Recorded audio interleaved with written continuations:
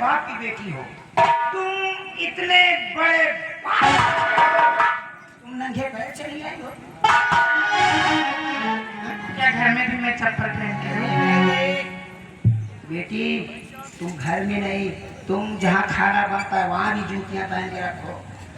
तुम्हारे को कदमों में कहीं इधर उधर कुछ कछ हो गया तो मेरा क्या होगा?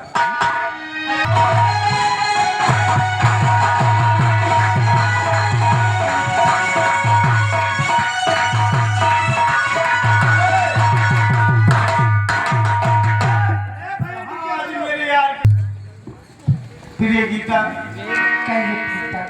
अपना सपना साकार हो गया है। क्यों नहीं?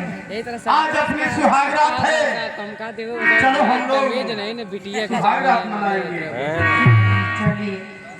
कि मेरा प्यार वो है, गाली दिए रे फिर कि पब्लिक देखे तो गाली दिए रे,